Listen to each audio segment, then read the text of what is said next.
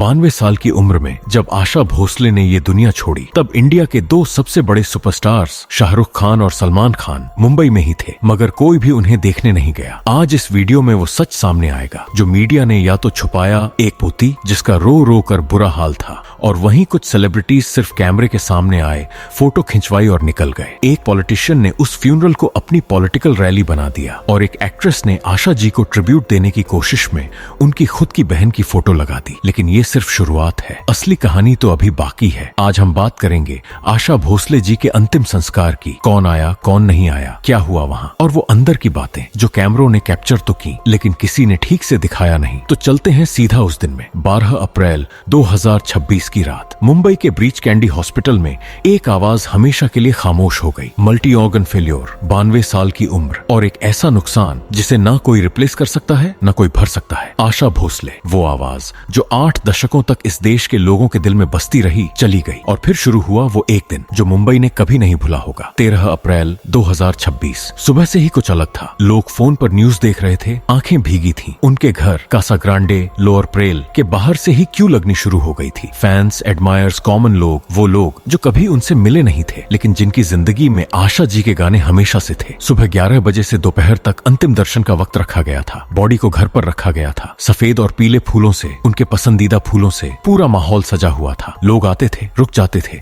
कुछ बोल नहीं पाते थे, कुछ चुपचाप हाथ जोड़ते थे, कुछ बस देखकर रो देते थे। और यहीं से शुरू होता है असली ड्रामा, क्योंकि जब अंतिम यात्रा शुरू हुई घर से शिवाजी पार्क क्रेमेटोरियम दादर तक, तब जो दृश्य था वो सिर्फ एक फ्यूनरल नहीं था, वो एक युग का विधा था। बॉडी एक ग्लास कैस्केट में थी, ऊपर से इंडियन तिरंगा, राष्ट्रीय ध्वज ढका हुआ था। ये फुल स्टेट ऑनर्स था महाराष्ट्र सरकार की तरफ से। व्हीकल को फूलों से सजाया गया था, सफेद और पीले हर तरफ, और रास्ते में हजारों लोग छतों पर खड़े थे, खिड़कियों पर झुक रहे थे, सड़कों के किनारे घंटों से इंतजार कर रहे थे, सिर्फ एक बार देखने के लिए। लोग हाथ जोड़ते थे, आंखों में आंसू थे, कुछ आशाताई बोलते हुए उन्हें विदा कर रहे थे। एक आम आदमी जो वहां था उसने रिपोर्टर्स को बताया, हमने सोचा नहीं था कि इतना दर्द होगा। उन्हें कभी पर्सनली जानते नहीं थे हम, लेकिन उनके गाने वो तो हमारे घर में ही थे हमेशा। यही तो था आशाताई का जादू। हैवी पुलिस सिक्योरिटी थी, ट्रैफिक डायवर्जन थे, फिर भी भीड़ को रोक पाना मुश्किल हो रहा था। शिवाजी पार्क क्रेमेटोरियम यही वो जगह है जहां 6 फरवरी 2022 को लता मंगेशकर जी का भी अंतिम संस्कार हुआ था। आशा जी की बड़ी बहन, उनके बीच जो रिश्ता था बहुत कॉम्प्लिकेटेड, बहुत गहरा, दशकों तक छुपी खटाओं वाला, वो अलग कहानी है। लेकिन उस दिन इस जगह पर एक और भोसले परिवार का वक्त आ गया था। यहाँ पहुंचते ही पहले मुंबई पुलिस ने गार्ड ऑफ ऑनर दिया, फिर 21 गन सैल्यूट, 21 बार आवाज गूंजी, और हर बार लगता था जैसे कोई चीज अंदर से टूट रही है। मुखाग्नि, चिता को आग लगाना, ये काम किया आनंद भोसले ने, आशा जी के बेटे ने। हिंदू रीतियों के हिसाब से पूरी विधि की गई, सॉम्बर, कंट्रोल्ड। आनंद बहुत शांत दिखने की कोशिश कर रहे थे, लेकिन जो दर्द था वो आंखों से छुप नहीं सकता था। उनके हाथ में नेशनल फ्लैग था जो उन्हें ऑफिशियली दिया गया था महाराष्ट्र सरकार की तरफ से। स्टेट ऑनर्स का वो सिंबल, एक बेटा, माँ की चिता और हाथ में तिरंगा जो आगे हुआ, उसने सबको हिला दिया। जनाई भोसले, आशा जी की ग्रैंड डॉटर, वो टूट गई थी, एक बार नहीं बार बार। उन्हें संभालना मुश्किल हो रहा था, आंसुओं को रोकने की कोशिश कर रही थी, लेकिन बार बार आंखों से बह जाता था। ब्रेकडाउन के करीब थी, और तब एक इंसान आया उनके पास, तब्बू, वही तब्बू जिसे हम स्क्रीन पर देखते हैं। उन्होंने जनाई को अपने पास लिया, कंसोल किया, संभाला। कोई कैमरे के लिए नहीं, कोई पोस्ट के लिए नहीं, सिर्फ एक इंसान दूसरे इंसान को थामने के लिए। वो क्लिप वायरल हो गई, और सच कहें हो भी क्यों ना, उस एक मोमेंट में जो दर्द था, जो इंसानियत थी, वो स्क्रिप्ट से नहीं आता। पूरी सेरेमनी में बैकग्राउंड में एक गाना बज रहा था, अभी ना जाओ छोड़कर, के दिल अभी भरा नहीं। आशा जी की अपनी आवाज, उन्हीं के गाने ने उन्हें विदा किया। जो लोग वहां थे उनका कहना है कि उस मोमेंट में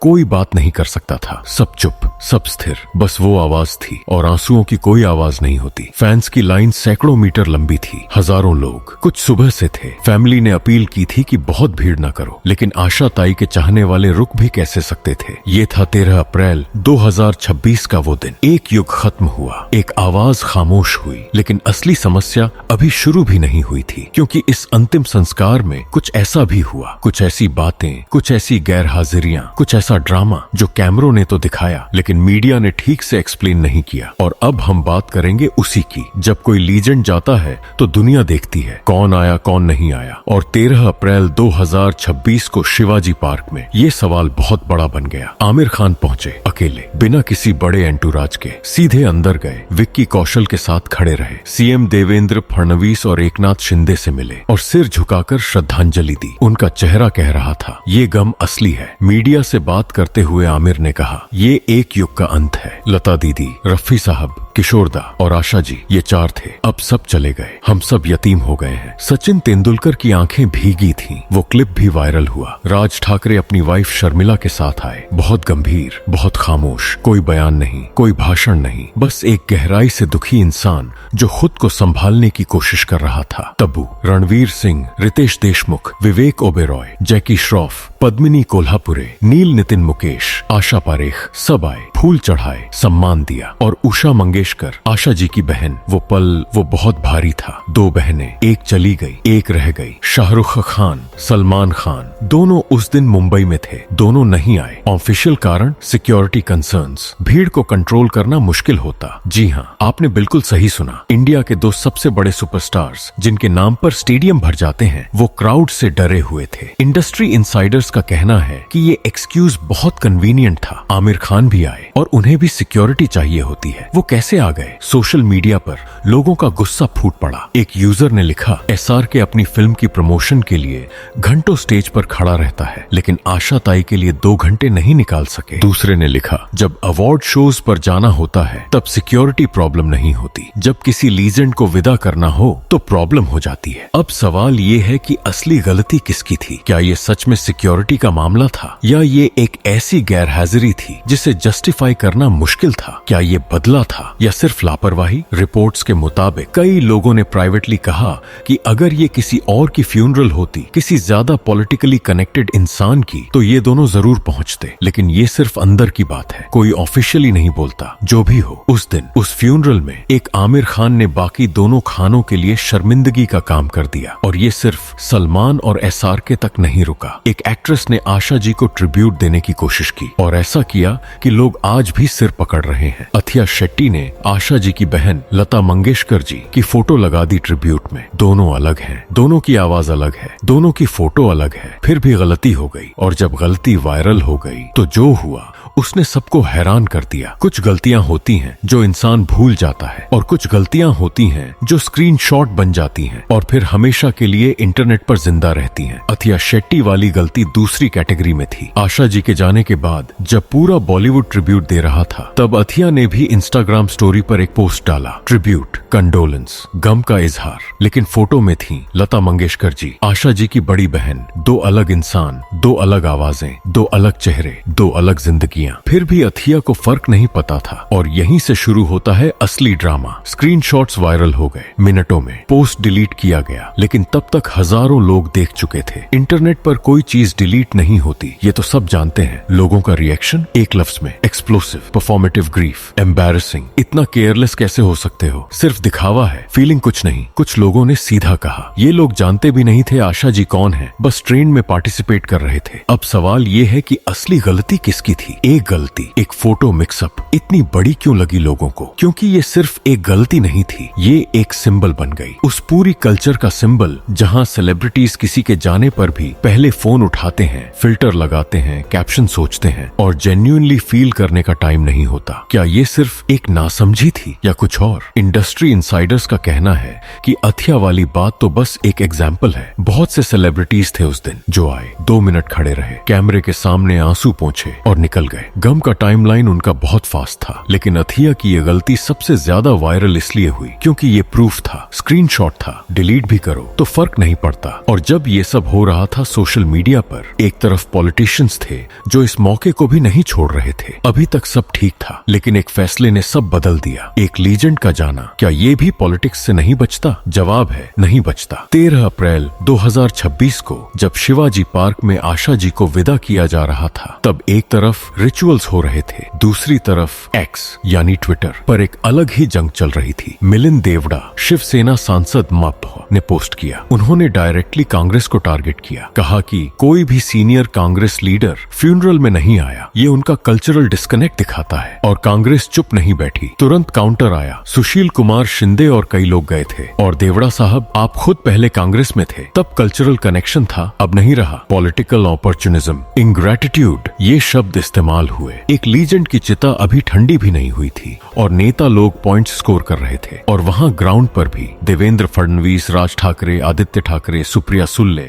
सब एक ही जगह, सब राइवल्स, सब ग्रीफ में। कैमरे सब कैप्चर कर रहे थे। असली दुख था या फोटो ऑप, ये तो वही लोग जानते हैं। और एक क्लिप और वायरल हुआ, आगरा की मेयर हेमलता दिवाकर का। उन्होंने नाम लिया आशा घोषले, गलत नाम, और साथ में हल्की सी स्माइल भी थी। लोगों ने पूछा, इन्हें पता भी है किसके बारे में बोल रही हैं? दोस्त, अगर आप वीडियो के इस हिस्से तक आ ही गए हैं तो वीडियो को लाइक करके चैनल सब्सक्राइब जरूर कर दीजिए। ये एंगल शायद सबने एक्सपेक्ट नहीं किया था। आशा भोसले जी की डेथ पर कंट्रोवर्सी सिर्फ इंडिया में नहीं हुई। एक कंट्रोवर्सी ऐसी जगह से आई जहां उनके गाने दशकों तक गाए गए थे, जहां उन्हें प्यार किया गया था, जहां उन्हें अपना माना गया था। पाकिस्तान, जियो न्यूज, पाकिस्तान का एक बड़ा न्यूज चैनल ने आशा जी की डेथ पर ट्रिब्यूट दिया। इंडियन गाने चलाए, उनके विजुअल्स दिखाए, उनकी जिंदगी को याद किया। एक इंसानी जेस्चर, एक म्यूजिकल लीजेंड को सलाम। लेकिन जो आगे हुआ उसने सबको हैरान कर दिया। PEMRA, Pakistan electronic media regulatory authority, ने तुरंत नोटिस जारी कर दिया जियो न्यूज को। ऑफिशियल कारण, इंडियन कंटेंट ब्रॉडकास्ट करना अलाउड नहीं है। एक सिंगर की डेथ पर ट्रिब्यूट देना, ये भी बैन हो गया। और यहीं से पाकिस्तान के अंदर ही बगावत शुरू हो गई। पाकिस्तानी सिटीजन्स ने खुद पेमरा को क्रिटिसाइज किया। सोशल मीडिया पर लोगों ने लिखा, ये क्या हो रहा है? एक इंसान की डेथ पर भी पॉलिटिक्स? कुछ ने लिखा, नूरजहां और आशा भोसले को सिस्टर्स माना जाता था और हम उन्हें याद भी नहीं कर सकते। जी हाँ, आपने बिल्कुल सही सुना। आशा जी ने खुद नूरजहां को अपनी बहन जैसा माना था। नुसरत फतेह अली खान के साथ काम किया था। उनका म्यूजिक कोई बॉर्डर नहीं मानता था, लेकिन पेमरा का नोटिस मानता था। अब सवाल ये है, क्या कल्चर को पॉलिटिक्स की चेन में बांधा जा सकता है? इंडस्ट्री इनसाइडर्स का कहना है कि ये पहली बार नहीं हुआ। हर बार जब इंडो पाक टेंशन बढ़ती है, पहला निशाना कल्चर होता है। म्यूजिक, फिल्म्स, आर्टिस्ट्स, वो लोग जो दोनों देशों के बीच ब्रिज थे, उन्हें ही पहले रोका जाता है। और आयरनी देखो, जो लोग पेमरा का ऑर्डर मानते हुए चुप थे, वो भी घर में आशा जी के गाने सुन रहे थे। ये अंदर की बात है, लेकिन सच है। इंडियंस ने भी इस पर रिएक्ट किया। बहुत लोगों ने लिखा, आशा ताई का म्यूजिक रोक नहीं सकते तुम, वो हवा में है, पानी में है, कोई नोटिस काम नहीं करेगा। दो देश, एक आवाज,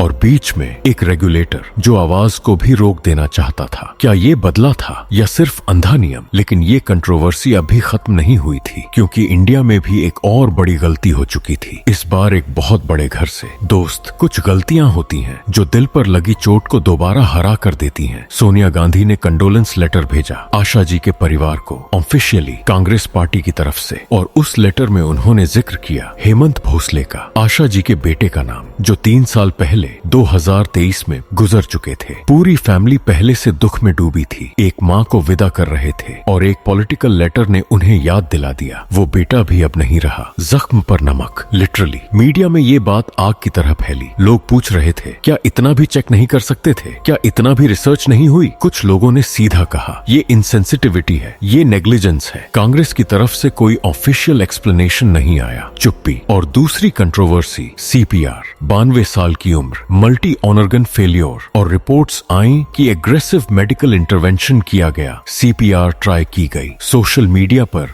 डॉक्टर्स ने डिबेट की, कॉमन लोगों ने भी। एक डॉक्टर ने ट्वीट किया, 92 साल में CPR सिर्फ सफरिंग बढ़ाता है, डिग्निटी इन डेथ भी एक राइट है। दूसरों ने कहा, फैमिली का डिसीजन था, बाहर से जज करना गलत है। ये डिबेट अभी भी सेटल नहीं है, लेकिन एक चीज क्लियर है, आशा जी के जाने का वो दिन, वो पूरा सीक्वेंस सिर्फ दर्द नहीं था, कंट्रोवर्सी भी थी, नेग्लिजेंस भी थी, और कुछ सवाल थे जो जवाब मांग रहे थे। लेकिन उन सवालों के बीच कुछ लोग थे जो सच में रोए, जेन्युइनली टूट गए थे। और उन्हीं की बात करेंगे हम अब ये सवाल बहुत जरूरी है। जब कोई लीजेंड जाता है तो कैसे पता चलेगा कि कौन सच में रोया और कौन सिर्फ कैमरों के लिए आंसू पोंछ रहा था। कुछ मोमेंट्स थे उस दिन जो किसी स्क्रिप्ट से नहीं आए। जनाई भोसले, आशा जी की ग्रैंडडॉटर, वो सच में टूट गई थी, बार बार संभलती थी, बार बार टूटती थी। तब्बू ने उनका हाथ थामा, उन्हें अपने करीब लिया। कोई फोटोग्राफर के लिए नहीं, कोई पोस्ट के लिए नहीं, वो मोमेंट रियल था। सचिन तेंदुलकर की आंखें भीगी थीं, वो खामोश खड़े रहे। कोई बड़ा बयान नहीं, कोई इमोशनल स्पीच नहीं, बस एक इंसान जो अंदर से हिला हुआ था। राज ठाकरे, जो अक्सर बहुत बोलते हैं, उस दिन बहुत खामोश थे। वो खामोशी किसी भी भाषण से ज्यादा बोल रही थी। लेकिन फिर कुछ और भी था। रजत बेदी का क्लिप वायरल हुआ। कैमरे के सामने उन्होंने पूछ लिया, गुजर गई, और एक्सप्रेशन ऐसा था